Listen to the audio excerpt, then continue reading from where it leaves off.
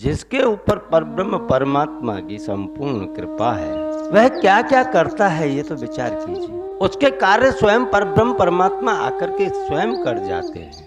अब हम विचार इतना करेंगे कि परब्रह्म परमात्मा की शक्ति, तुलसीदास बाबा ने कहा है कि बिन पग चलई वह बिना पैर के चलने वाला है, बिना हाथों के सब कुछ करने वाला है।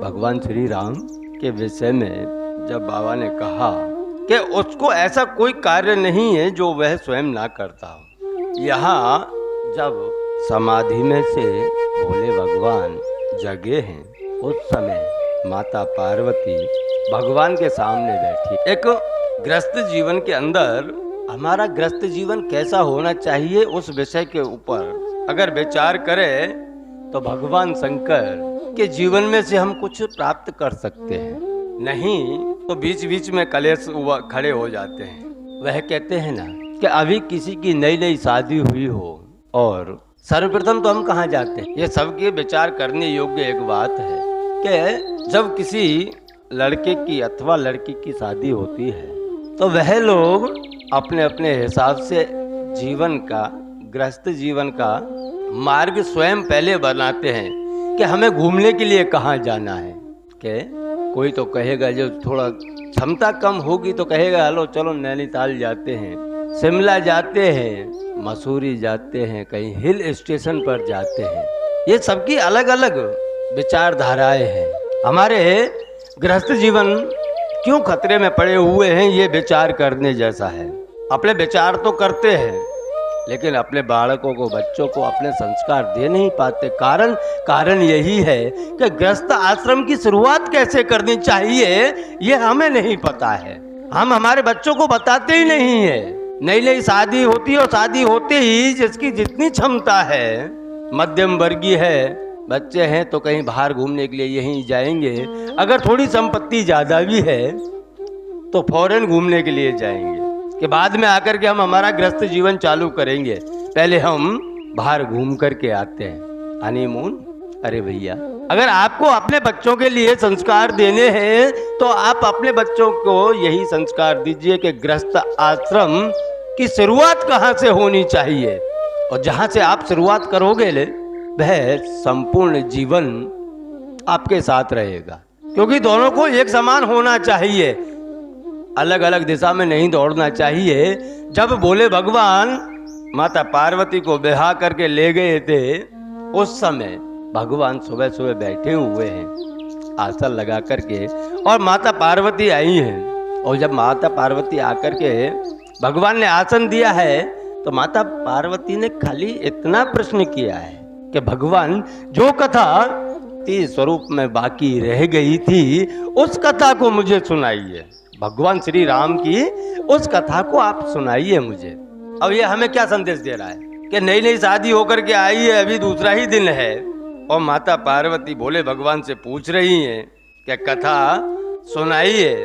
तब भोले भगवान ने कहा कि अब जाकर के मेल खाएगा, क्योंकि दोनों की विचारधारा एक है। भक्ति में जिस राम जी को महादेव जी इष्ट मान करके उनकी पूजा करते हैं, आज पार्वती जी उन्हीं भगवान राघवेंद्र सरकार की कथा सुनने के लिए प्रश्न कर रही है। तो यह तो हर एक जीवन के अंदर ये होना भी चाहिए। आप अगर अपने गृहस्थ जीवन को सुखी और मंगलमय बनाना चाहते हैं तो सर्वप्रथम अपने देव स्थानों पर ही गृहस्थ जीवन के लिए आगे बढ़ने के लिए देव स्थानों पर जाना चाहिए। कि हमारे कुल के अंदर कुल देवता कौन है, कुल देवी कौन है, उनका आशीर्वाद लेकर के ही हम हमारे जीवन का शुरुआत कर सकते हैं। नहीं तो मैंने कहा ना, आजकल की जो बच्चे हैं वो सब भूलते जा रहे हैं कि शुरुआत कैसे होनी चाहिए। अरे भैया, फौरन से शुरुआत नहीं होती गृहस्थ जीवन की। हमारे सनातन संस्कृति के अंदर हमेशा जब गृहस्थ जीवन के अंदर प्रवेश करते हैं तो सर्वप्रथम देवों का आशीर्वाद लेकर के ही गृहस्थ जीवन की शुरुआत करते हैं। लेकिन आज हम स्वयं के जीवन को ही भूलते जा रहे हैं। यहाँ माता पार्वती जी पूछ रही है भगवान से जो प्रभु में पूछा नहीं होई,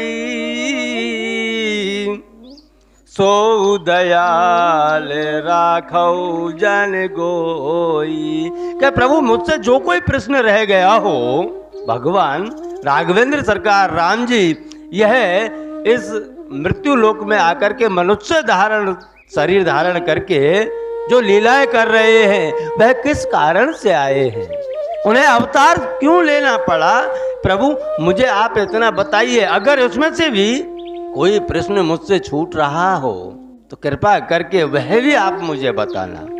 इसे ग्रस्त जीवन की शुरुआत कहते हैं। भक्ति में वातावरण है। बोले भगवान कह रहे हैं अब हम दोनों की पटरी खा जाएगी। माता पार्वती को कह रहे हैं कि अब हमारी पटरी खाएगी और अब हमारा जीवन है ना सफल निकलेगा। अन्यथा जब सती स्वरूप में दक्ष प्रजापति की राजकुमारी के रूप में आपका अवतार हुआ था, उस समय दोनों के मन भेद थे, मतभेद तो थे ही, मन भेद थे। मैं जिस इष्ट की पूजा करता था आपने उसकी परीक्षा ली, इसलिए मतभेद हो गया। आपको योगाग्नि के द्वारा स्वयं के शरीर का पूर्ण आहुति करनी पड़ी, इसलिए अब आप संपूर्ण जीवन को समझ पाई है कि गृहस्थ जीवन कैसे चलना चाहिए। जैसे आपका, क्योंकि बहुत से लोगों को तो जीवन जीना ही नहीं आता। मैं बहुत सी बार कहता हूँ कि बात बात पर आप उखड़ जाओ तो वह कोई जीवन नहीं है। जीवन तो कब आपका सफल होता है जब आप किसी के ऊपर संपूर्ण विश्वास करके चलो, उस समय आपका जीवन संपूर्ण हो पाता है। अन्यथा जीवन के अंदर दुख आते ही रहेंगे। अगर आपको किसी ने कहा है, बचपन से किसी ने संस्कार दिए हैं और किसी एक इष्ट को आपको पकड़ा दिया कि ये हमारे इष्ट देव हैं, इनकी पूजा करनी चाहिए, तो संपूर्ण विश्वास रख करके अपने जीवन के प्रारंभ करना चाहिए। यहाँ अगर देखा जाए तो बहुत सी बातें ऐसी आती हैं कि संपूर्ण विश्वास तो हम किसी के ऊपर रखते ही नहीं, और जिसके ऊपर विश्वास हम रख लेते हैं वह हमारे जीवन का संपूर्ण ध्यान रखता है। मैंने कहा ना, बिन पग चले सुनई बिन काना। अभी जो मैंने कहा था कि बिना पैरों के चलने वाले हैं, बिना कानों के सुनने वाले हैं, अगर उनके ऊपर हम संपूर्ण विश्वास रखें तो हमारे जीवन के जितने भी कष्ट हैं सब कष्टों का निवारण वही करते हैं। अब हमें विश्वास तो है नहीं और चाहते भी हैं कि हमारे दुखों का निवारण हो जाए, तो ऐसे नहीं हो सकता।